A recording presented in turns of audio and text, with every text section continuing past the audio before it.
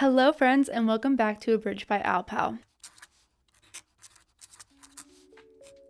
This is the second time I'm recording this video, and let me tell you why really quick. So the premise of this video is that I spun a wheel that has every single book I've ever logged reading, and I do truly mean every single one. I would spin the wheel, get a random book, and try to give a bad summary of it without giving away like the character names and the setting, but still staying true to actually what happens in the book. However, because I was trying to do it on the fly, they weren't very fun. It was a lot of me like going and trying to think or looking up details.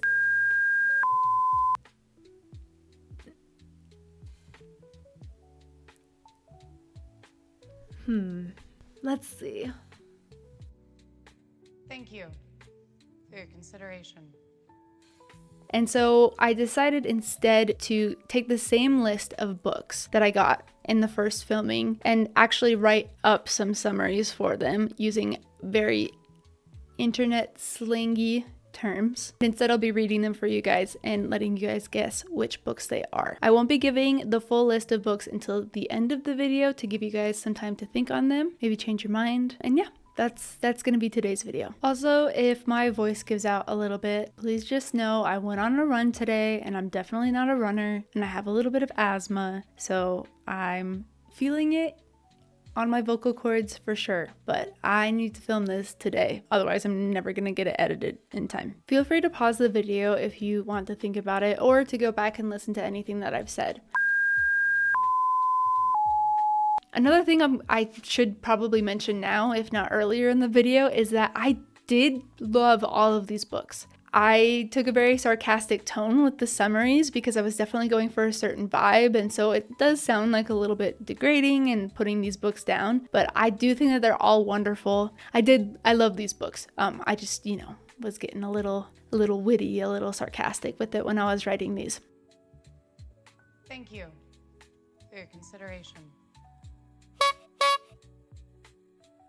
Let's get started. This is a cautionary tale not to bite off more than you can chew. This totally unqualified guy is running like 3 countries at this point in the story. Spoiler alert, it's part of a series, and has no backup. His 2 best friends are no help at all, one being an anxious mess, and the other one insisting he's not important in order to dodge responsibilities. Pretty much the only good thing going on in this guy's life at this point is that he has 3 hot, incredibly capable, way out of his league women interested in him. But then it all gets even worse when he's tricked and kidnapped and kept in a very, very small enclosure. And then there's a typical action-packed finale where a battle is fought and he's rescued and blah blah blah, the end. Here are some messy details. The guy is actually involved with all 3 women at the same time. At some point, a genocide happens, and lastly, the ruler of one of the countries he took over isn't even actually dead.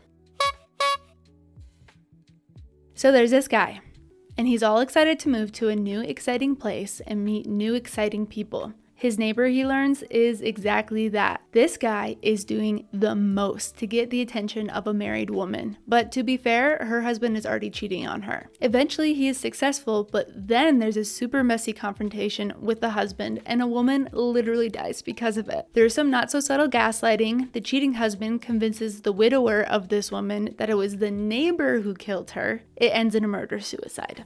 To recap, here's how the men end up. The original guy mostly stays out of the drama, but good heavens is he traumatized by it all. The neighbor guy, dead. The cheating husband guy, alive, partly responsible for 3 deaths. And the widower guy, dead. The first 2 are definitely part of pop culture. This next one, I'm not so sure. I don't think a lot of people would be reading this book of their own volition, so maybe that's a little hint. Also, I seriously debated whether or not I was going to leave it in, but in the name of true chaos, I think I'm gonna do it. Finally, we have a leading woman, but boy oh boy is she mistreated. She has 3 husbands throughout the book, and here's how it goes. Her first husband is a lot older than her, and she's led to believe that he's going to provide some sort of security for her, but that's a load of shapoopy. Luckily, he's old and he dies. Husband number 2 is supposed to bring her a lot more freedom and happiness, but it turns out he's just a walking ego and only has her around so he looks like he's got a successful life. He will not let her speak her mind, and she's like, nah, this isn't for me, and dips. At last, she meets a guy who is actually fun and flirty, and she gets to live the happy, comfortable life she deserves. But oh ho ho, this is literature and she's a woman, so there's a literal natural disaster. Her husband gets rabies, and that's not even the most dramatic part of the ending. Eventually, she moves back to her hometown and is like, I'm done with this ish, and lives as an independent woman who don't need no man and is not going to let any front porch gossip bother her. Another little hint on this one, because I'm not sure how easy it's gonna be for people. I have no idea how the title relates to the story. Genuinely none. It was probably explained to me at some point. Not impactful enough for me to remember it. I was so excited when this next one popped up, and also like surprised. It's been a while since I read it, but I was actually able to remember a lot from it. All right, here's the summary. Woof. Okay, so we start with some men we definitely know are not the good guys. They're exploring a place that is supposed to be uninhabited, but surprise, there's actually people here. They come across a man who's been exiled and realize, holy crap, he's really good at this whole cutthroat thing, and bring him back to their civilization like a stray dog. Once there, this guy starts climbing through the ranks like it's nobody's business, and it's genuinely because he's willing to commit war crimes and other ethically dubious plans of attack. Obviously, there are people who resent him for his success, if we can even call it that, and it causes a lot of issues for him, but he just kind of brushes it off time after time. And the climax of the story isn't even really centered around the action that does take place, just political tension, and that is definitely my cup of tea. Here are some messy details. There's a definite undertone of xenophobia and second-class citizenship. There's a parallel narrative being told about some woman who isn't really connected to this story, but becomes relevant later. But I mean, props for including a woman, I guess. And this unconnected woman massacres a bunch of people trying to be like the main character.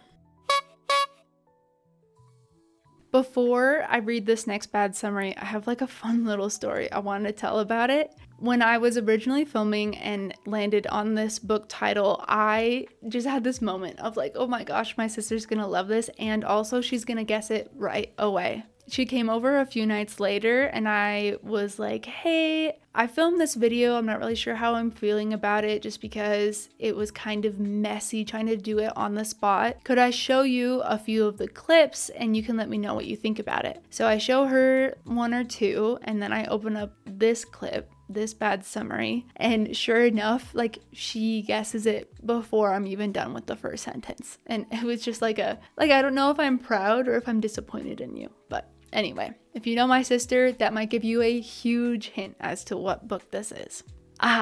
Regarded by some as the greatest love story ever told. We've reached the end of this particular saga, and here's how things are shaping up. After a lot of will they won't they that is incredibly toxic and detrimental to both of our main characters, they've decided to tie the knot. And usually a nice big fancy wedding would be the resolution, the happily ever after, but not this time. After their wedding, our heroine, I don't really know if that term actually applies to her, develops a condition that is likely going to kill her, and it's definitely her husband's fault. He feels incredibly guilty about it and is like, we can make this go away. But she's got some sort of martyr complex and is like, no, I have to go through with this. It does end up killing her, but through some unconventional means, he's able to bring her back. We're only like halfway through. There's this like official governing body that learns about the product of these insanely questionable decisions and is like, there needs to be more severe consequences. So they're gearing up for a fight. The main characters start gearing up for a fight, and when they finally go head to head, the whole conflict fizzles out immediately with no action whatsoever. One of I think the craziest endings I've ever seen. As if this story needs it, here's some messy details. While dealing with this condition, the female main character is literally cut off from all of her friends and family and only has his family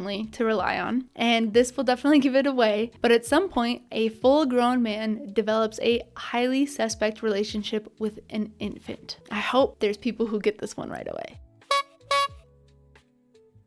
I actually loved this next series so much, but at a high level, it's all a bit shady. It's really important to have the context of the first book, so here it is. There's this ruler who is marrying a different woman every day, spending the night with her and having her in the morning. The protagonist loses her friend or her sister, I actually really can't remember, or someone like really close to her through this, and decides to take matters into her own hands by volunteering to be one of his brides. Gugh. She plans to do to him what he's been doing to the other woman, but somehow both of them survive the first night and end up actually falling in love. Red flag, red flag, red flag.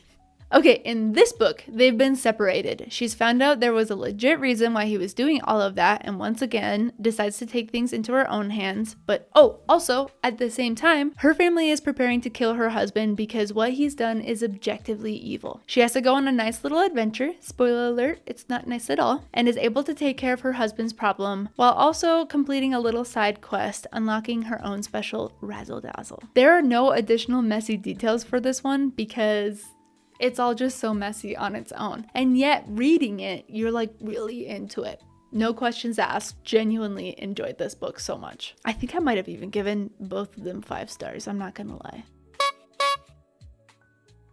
Have you ever found yourself a little too good at warfaring? Me neither, but the main character of this book does. He's sent off to a military academy and spends years of his life preparing to enter a generational war. The bigger, meaner kids at the school don't like him and try to pick on him, but he's apparently also good at subverting expectations. He builds a little posse of other kids who were likewise underestimated, and they all end up becoming this really well-functioning unit. Here's the kicker, and this will almost certainly make it obvious which book this is. His graduation test isn't a test at all. In fact, he hasn't been running simulations like he's believed for a long time. His teachers thought he might get cold feet about what he was doing if he knew it was real, and they really, really wanted him to be ruthless, so they didn't tell him he was commanding actual battles. Because of this, he unknowingly committed genocide. Yes, there's a lot of genocide on this list apparently, and has to spend the rest of his life carrying that burden. Here are the messy details. Our lovely main character kills 2 other kids by the time he's like 12. I mean, maybe even way before that. And yet his brother is regarded as the cruel, inhumane bully. This book contains one of the most intriguing and brutal video games I've ever heard of, and it's barely a side plot. Like, it's just kind of mentioned, used a little bit, and then never brought up again. And I think that's devastating. Not that I would really want to play this video game myself, but man, it would be a doozy. I don't know if this has been quite enough content to make the length of video that I like. I'm usually shooting be around 20 minutes, but you know, anywhere between like 15 and 25. But my throat really hurts and it's kind of hard to talk because I'm not really getting enough air. So I think I'm gonna call it here, but don't worry. The list is coming. There are some really good books on the rest of this list, so I'm excited to do them someday, but not today. Here are the books. So the first one was the cautionary tale about the guy who was doing way too much and it really caught up to him. That was Lord of Chaos by Robert Jordan. I don't know if he's actually like involved with all 3 women at the same time, but he's definitely emotionally involved with all of them. Like, he will be spending time with one and then also think about the other. Book number 2 about, oh man, the cheating and the husbands and people dying. That was The Great Gatsby by F. Scott Fitzgerald. That is a little bit hard for me to say. Okay, the next one is the one I debated including or not. So if you're seeing this, I decided I needed a little buffer on my time and decided to throw it in. This book, the summary, mentions the woman who has 3 different husbands and how none of them really end up happy for her. That was Their Eyes Were Watching God by Zora Neale Hurston. It just doesn't really feel like the kind of book you should be making messy, bad summaries about. But it came up on the list, so I had to give it a shot. Next one, still kind of staying on a bummer note. This one was about the guy who gets brought back to a different civilization and ends up doing really well for himself because he's like a war criminal. That is Thrawn by Timothy Zahn. I was so excited when it came up because I was like, oh my gosh, this one's so good. And I was so surprised at how much of it I remembered. I definitely listened to this one on audiobook. I think it was while I was taking a road trip. And it was like 2 or 3 years ago. And those aren't like conditions very conducive for me remembering what happens in a book. But Thrawn apparently really stuck with me. So I was really happy when it showed up on my list. Okay. I know I gave this one away with my last little messy detail, but it was just way too funny to not include. This is the one that my sister guessed right away, the one about the two main characters who get married, but then she develops a condition. That condition is pregnancy, and this book is Breaking Dawn by Stephanie Meyer. Oh my gosh, maybe I'll include a little footage of when the wheel spun and I got this one.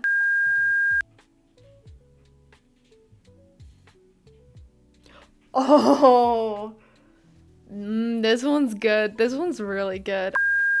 I was just like, awestruck's the wrong word for it, but I knew that I was in for a good time when I got this one. I loved having these two back to back because they were by far the messiest on the list already, but then to continue and try to write a bad, messy summary about them was really, really fun for me. The one that came after Breaking Dawn was about the girl who falls in love with this guy who's killing all these women, and that's apparently like not enough of a red flag for her. The book that I actually pulled was book 2 in this series, and honestly not a lot happens in book 2, but I do remember loving it as much as book 1. And sorry, I'm talking myself in circles, but that was The Rose and the Dagger by Renee Audier. I don't think I'm pronouncing her last name right. I actually think that both of these are on my 5-star list, and it's just because when I was reading them, I was like, wow. Like, I was just taken aback with how much I was in love with the world. And then, you know, sitting on it for a few years, I was like, wait a minute, like that was not good. But if you're a fan of romantasy, highly recommend. Our last one about this little kid who goes off to war school. I also think that I gave this one away, but the ending of that book is just way too good and way too messy to not include in my summary. That was obviously Ender's Game by Orson Scott Card. So I'm like doing a little refresh on this book, right? To just like what are some messy details I can throw in here? And there were things that came up that were like, that's just like not even a messy detail. That's just sad. Like the fact that he was intentionally kept apart from his peers as a way to make them resent him and to make him feel isolated. So he has to become more independent. Like that's messed up. Also tricking a kid into committing genocide is messed up. This is your weekly reminder of my gratitude for watching my videos. I mean, this was so chaotic and I think I really thrive on chaos. I will definitely do part 2, whether it's next week or in a little bit, depends on your guys' response. So let me know if you want to see it sooner rather than later. Thank you so much, and I will see you guys next week. They are exploring a place that is supposed to be uninhabited. Oh my gosh. After a lot of will they, won't they? Oh my gosh. This is why I don't do scripts. After a lot of will they, won't they, that was incredibly toxic and detrimental. Oh my gosh. It's my water bottle. I didn't even realize it was there. That was The Great Gatsby by F. Scott Fitzgerald.